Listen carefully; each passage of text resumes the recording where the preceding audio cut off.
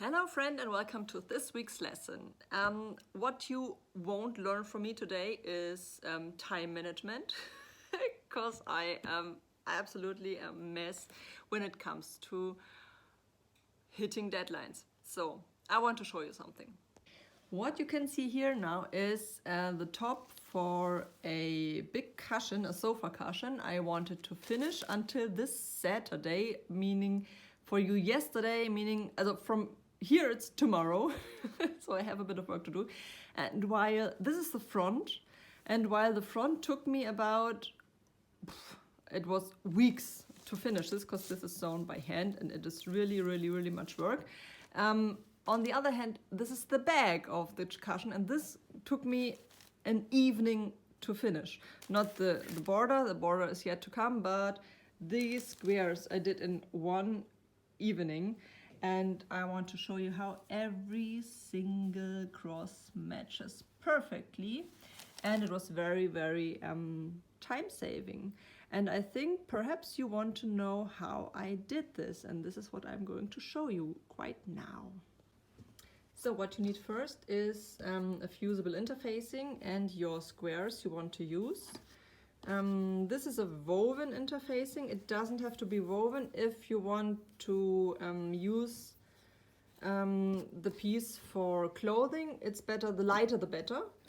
And yeah, it's just something I had lying around, so I take this.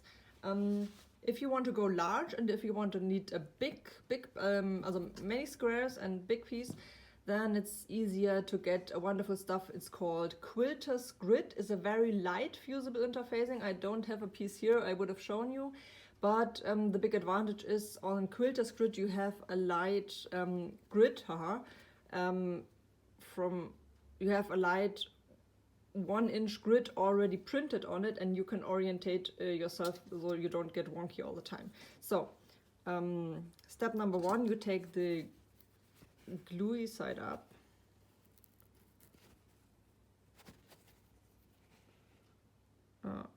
There's the glue. And you place your squares on it, how you want it. You can leave about a millimeter space between them so it's easier to fold it later.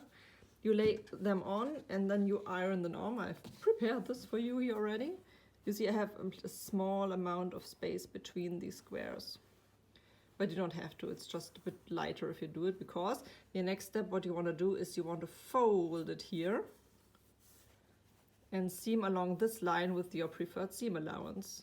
Then you open it up again and fold the next line and sew along this line. And when you've done it, it looks like this. I've done it in red so you can see it.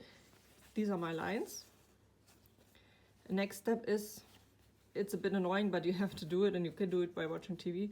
You have to cut your seam allowances without hitting your stitches so that you can open this and do this is what we have done now.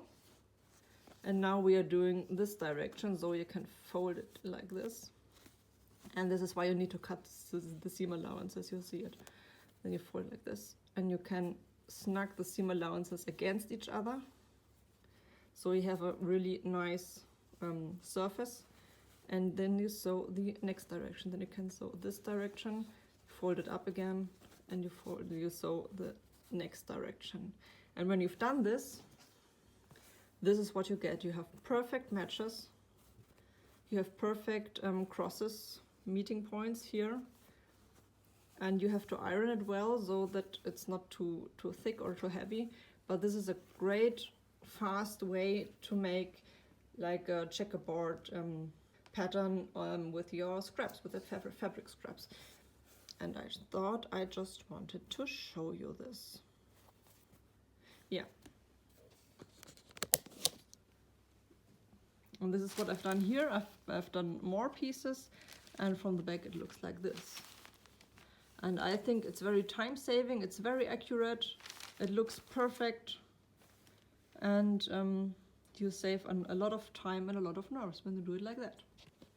So that's my quick and dirty lesson for today. I hope you enjoyed it and I hope it could help you, and we'll see each other next time. If you like what I do, please leave a comment or share my stuff, hit the like button, you know what to do, and I'd love to hear from you what you think. Bye!